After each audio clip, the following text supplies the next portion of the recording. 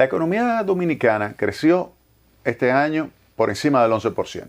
Ya se puede decir esto, y lo hizo con estabilidad macroeconómica, porque aun cuando tenemos una tasa de inflación de vamos a suponer 8.5%, aunque todavía está en 8.2%, pues a pesar de eso, se puede decir que el entorno macroeconómico fue el adecuado para que el sector privado pudiera crecer. Esa expansión del Producto Interno Bruto se explica fundamentalmente por la política monetaria. Si nosotros hacemos una descomposición, y yo les recomiendo que entren a mi blog y busquen ahí esa descomposición que nosotros hemos realizado, donde usted tiene, por ejemplo, el crecimiento de la economía y dice, bueno, eso lo puedo explicar y lo voy a usar tres grandes factores. Uno, política monetaria. Dos, política fiscal. Y tres, las condiciones externas, específicamente la entrada de remesas. Esos son tres elementos que voy a utilizar.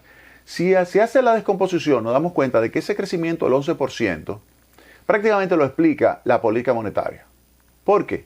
Porque la política fiscal fue una política fiscal muy restrictiva, que redujo el déficit por encima del 7% hasta, nosotros habíamos estimado, un 1%, pero de repente, y esto es algo verdaderamente extraño, en el mes de diciembre se ha registrado un aumento del déficit público que llevó desde algo más de 20 mil millones de pesos a más de 90 mil millones de pesos. Y no me sorprendería que termine el año cercano al 2% del Producto Interno Bruto, que sería algo más de 106 mil millones de pesos. Oigan bien lo que le estoy diciendo. A mí no me sorprendería. Visto la cosa, claro, habría que preguntarse ¿y dónde están esas obras? ¿Por qué se ha gastado tanto en el mes de diciembre? Nunca antes en la historia se había registrado un gasto tan elevado en las finanzas públicas. No sé por qué. Habría que ver dónde están esas obras. Cómo el gobierno pasó de un déficit de alrededor de 20 mil a uno que puede ser 110 mil millones de pesos. No lo sé. 90 mil millones de pesos de déficit en un mes. Lo dudo mucho. Pero nada, se lo dejo ahí de tarea al ministro de Hacienda que pueda explicar eso, cómo fue que lo hizo. Yo les recomendé que no, y se lo dije acá en este programa, que no se pusieran a registrar ahora gastos que van a realizar el año que viene. Le dije que eso no era saludable, que esa contabilidad creativa, pero bueno, yo simplemente lo dejo. Si es verdad que efectivamente se gastó, que digan dónde está y en qué se gastó esos recursos para poder registrar ese déficit. Pero a pesar de eso, aunque sea 2, pasar de más de 7% de déficit a 2% de Producto Interno Bruto, eso significa que la política fiscal fue una política fiscal que no ayudó al crecimiento de la economía. Fue una política fiscal que dejó todo el trabajo al sector privado y a las cuentas externas. Si yo hago el análisis de lo que entró adicional de lo que regularmente entra a la economía dominicana en materia de cuenta corriente y específicamente remesas, uno puede decir que se compensó el impacto negativo de la reducción del déficit público con la entrada de remesas adicional que a lo que generalmente se registra en la economía dominicana. Eso se compensó de manera tal que el crecimiento de la economía lo explica fundamentalmente ¿qué? La política monetaria. Y es lógico. ¿Cuál fue la política monetaria que se ejecutó? En primer lugar, una política monetaria donde se inyectó 5%, el monto, el equivalente al 5% del Producto Interno Bruto en liquidez. Se inyectaron recursos que obviamente facilitaron a la banca que pudiera colocar más de 100.000 préstamos al sector privado fundamentalmente. Y esos préstamos al sector privado pues ayudaron a que aumentase la inversión y que aumentase el consumo. Así que cuando uno hace el análisis se puede dar cuenta de que fácilmente el sector privado explica más del 90% del crecimiento de la economía y la política monetaria prácticamente la totalidad del crecimiento de la economía. Así que se puede señalar que no cabe duda de que el Banco Central hizo bien su trabajo para estimular el crecimiento del Producto Interno Bruto. Esa recuperación se explica por la política monetaria. Ahora, vámonos al tema de los ocupados. ¿Qué pasó con los ocupados? Miren, al mes o el trimestre, porque se ve por trimestre lo que es la información de la encuesta nacional continua de fuerza de trabajo del Banco Central, al último trimestre del año 2019 había ocupados en la República Dominicana 4.7 millones de personas. 4.7 millones de personas. En el primer trimestre del año 2020 comenzó a bajar a 4.6 millones y inmediatamente con la entrada del COVID, ya que se comenzaron a cerrar las actividades productivas, bajó a 4.2 millones. 4.2 millones o 4.247.000 personas era lo que estaba empleado. Fíjense que se perdió de 4.7 a 4.2. Luego comenzó a partir de ahí a subir gradualmente. Y el último dato que se tiene disponible, que es el tercer trimestre de este año que va terminando, que es el año 2021, llegó a 4.6 millones. Es decir, que todavía falta algo más de 100.000 personas por recuperar. Tenemos la esperanza que en el cuarto trimestre de este año se haya recuperado.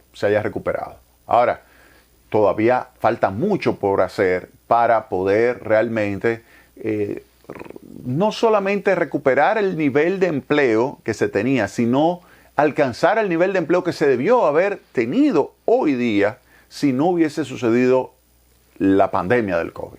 Y ahí decirles que el sector privado sigue siendo clave, pero hay que complementar con inversión pública. Mi expectativa, mi esperanza es que para el año que viene el gobierno ya sea capaz de poder ejecutar adecuadamente la inversión pública. Y no como este año, que se pasó prácticamente la totalidad del año con una inversión pública sumamente deprimida.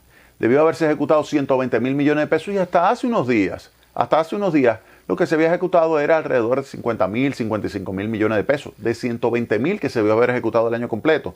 Ya el mes de noviembre debió haberse ejecutado quizás 100.000 millones de pesos, pero lo que se había ejecutado era la mitad. Entonces, es bueno que para el año que viene ya las autoridades, que yo me imagino que tienen muchísimo más experiencia, están más aceitadas en el manejo de la Ley 340, puedan ejecutar más rápidamente su inversión. Hay algunos que obviamente han ido avanzando significativamente, que están preparados para aumentar la inversión pública. Ahí está el Ministerio de la Vivienda, que ya está totalmente aceitado y está preparado para invertir masivamente los recursos del Estado en la construcción de viviendas, lo cual es algo muy positivo, no solamente porque ayuda a mantener el dinamismo de la economía para el año 2022, sino además que le da acceso a viviendas a segmentos de población vulnerables y pobres. Y eso es positivo. Obras públicas, pienso que se tiene que poner las pilas. Pienso que Obras Públicas tiene todavía que aceitarse un poquito más. Hay varios proyectos que tienen Obras Públicas en las manos que tiene que ponerlo en marcha. Y también todo lo que es las alianzas público-privadas. Las alianzas público-privadas yo creo que se tienen que poner también las pilas porque hay muchos proyectos que supuestamente se van a ejecutar con alianzas bajo el concepto, bajo el esquema, bajo el marco de las alianzas público-privadas y yo creo que tiene que ponerse en marcha esos proyectos de una forma más acentuada y más rápida para que podamos tener los proyectos desarrollados en la zona sur, como dijo el presidente Pedernales, o la carretera del Ámbar, o diferentes proyectos de infraestructura que dijo el presidente que iba a poner en marcha. Ojalá que Obras Públicas y la alianza público-privada puedan las dos áreas ponerse en marcha para complementar entonces a la inversión del sector privado. ¿Por qué? Porque cuando usted tiene que el sector privado observa que el sector público está invirtiendo en carreteras, está invirtiendo en aeropuertos, está invirtiendo en puertos, está invirtiendo en caminos vecinales, está invirtiendo en cadenas de frío, pues inmediatamente el sector privado se ve con el interés de invertir más, de expandir su capacidad de producción y al aumentar su capacidad de producción eso genera un mayor valor agregado, eso genera un mayor nivel de empleo, eso genera un mayor nivel de bienestar para la población. Así que mi deseo es que el gobierno pueda para el año que viene pues mejorar su nivel de inversión pública. Eso sería el elemento clave. ¿Para qué? Porque la política monetaria, recuerden que va a comenzar a ir hacia atrás desmontando ya el programa de estímulo monetario, como lo está anunciando los Estados Unidos. Los Estados Unidos señaló en estos últimos días del año, señaló que va a acelerar el proceso de desmonte del programa de estímulo monetario, que es un programa en el cual se compran bonos de parte del Tesoro, así como también en el área hipotecaria, se inyecta liquidez a la economía, con esa inyección de liquidez, pues se reducen las tasas de interés, se estimula la actividad económica, pero ya se comienza a reducir el monto, que eran 120.000 millones de dólares mensuales que se adquirían, se comenzó a desmontar. Primero se comenzó a desmontar en 15.000 millones de dólares mensuales y ahora se está desmontando en 30.000 millones de dólares y se prevé que para el mes de marzo sea ya totalmente desmontado ese programa. Y a partir de ahí comienza a subir la tasa de interés. Y al subir la tasa de interés, obviamente que hay que darle espacio. Entonces, al subir la tasa de interés, hay que dejarle el protagonismo a la política fiscal. Por eso digo que si aquí en el caso de la República Dominicana, el Banco Central comienza a desmontar gradualmente, pero desmontando su programa de estímulo monetario y comienza a subir gradualmente, pero a subir la tasa de interés de política monetaria, pues ante esa situación es lógico pensar que entonces el gobierno central, la inversión pública, tiene que tomar un mayor protagonismo. Tiene que tomar un mayor protagonismo, ¿para qué? Para que el año que viene, aun cuando obviamente no vamos a crecer un 11%, pero que podamos crecer entre un 5 y un 6%, que es la estimación que nosotros tenemos. Si el gobierno ejecuta bien su política de inversión pública, el año que viene vamos a crecer por encima del potencial. Recuerden que el potencial es 5%. ¿Qué es el potencial? Mire, cuando usted hace el análisis de la evolución del Producto Interno Bruto desde 1980, 70 y va viendo esa trayectoria, usted se da cuenta de que usted puede calcular lo que sería como una tendencia. Si lo hace, por ejemplo, de los 90 hasta el presente, va a tener un crecimiento del 5%. Y eso sería una medida del crecimiento tendencial o potencial. Hay otras formas de hacerlo y le va a dar 4.9, 5.1, 5.2, pero en general le va a dar ese valor entre 5 y 5.5, dependiendo de la metodología. Hay diferentes formas de hacerlo.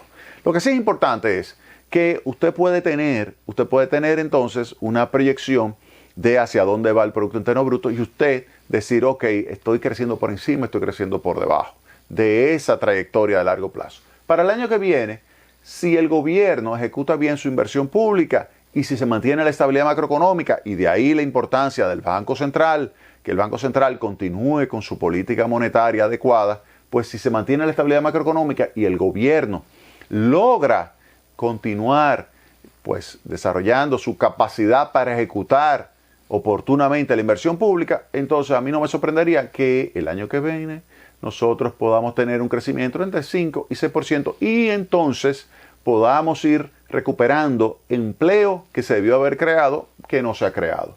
Yo creo que eso es algo verdaderamente importante. Ahora, ¿qué se puede prever con relación a la tasa de desocupación? ¿Qué va a seguir cayendo? Fíjense, la tasa de desocupación subió hasta 7.4%, esa es la tasa de desocupación abierta, 7.4%, y en el último trimestre disponible, que es el tercer trimestre de este año, está en 6.8%. La tasa de desocupación ampliada llegó a 16.8% en el tercer trimestre del año 2020 y ahora está en 13.6%. Y la idea es que siga bajando esa tasa de desocupación. Vamos a hacer una pausa y retornamos en breve con más sobre el año 2021 en la economía dominicana.